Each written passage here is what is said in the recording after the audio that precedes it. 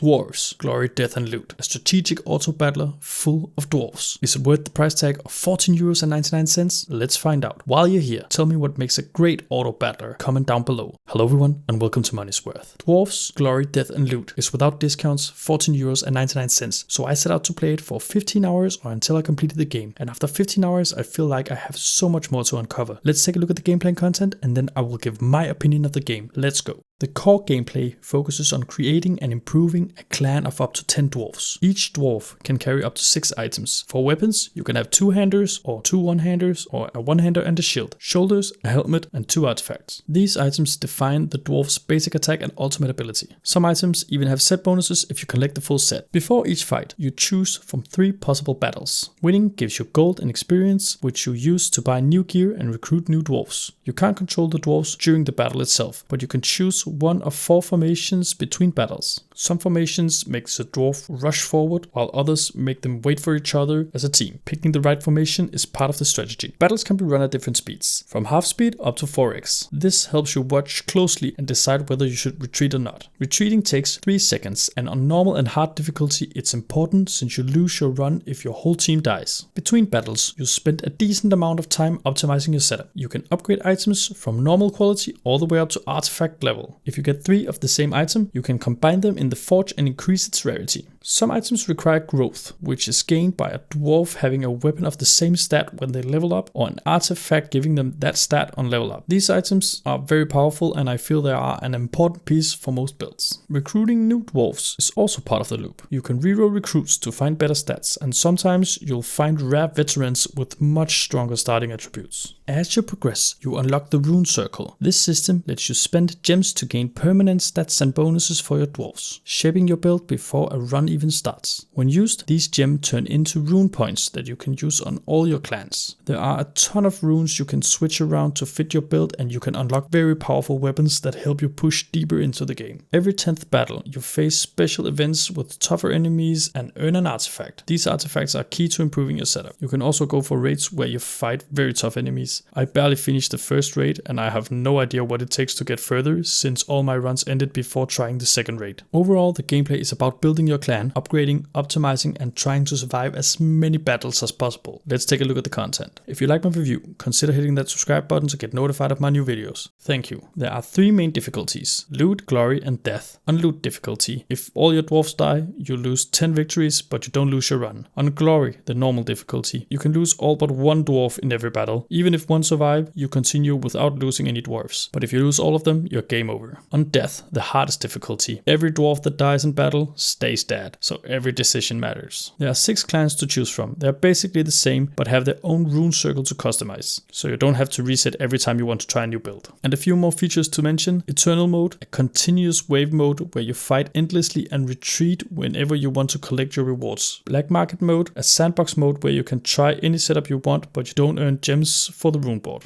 Quests. These gives you extra gems for the rune circles and refresh ever so often. Leaderboards. You can compare your progress with others, though some scores may not be fully trustworthy. The content is built around experimenting with builds, pushing your limits and seeing how far your dwarves can go. Let's get into the ratings. The gameplay is simple and straightforward. You use a lot of time in between battles shaping your build and improving items to win more battles. I don't have anything bad to say other than it feels super repetitive to start a new run, since it takes a long time to catch up to where you came from. I guess I just need to be better at the game and stop dying. I rate the gameplay a 4 out of 5. In my 15 hours, I feel like I barely scratched the surface of what is possible in this game. Most of my runs ended before I could really get my team fully upgraded, so there is a lot to be done. The cost of the rune circle increases as you place points, so I would need to play a lot more to unlock it all. I rate the content a 5 out of 5. Dwarves, Glory, Death and Loot is on the cheap end of moderate priced games at €15. It is simple in its core, but very hard to master since you can tweak your team and rune circle to be very specific for your build. If you like strategic games like this, there are many hours of optimizing and improving to be done. I rate the Money's Worth a 5 out of 5. I hope you found out if Dwarves, Glory, Death and Loot could be your money's worth. You can look through my other videos to see if you can find games that will be your money's worth. Thank you for watching. See you in the next video.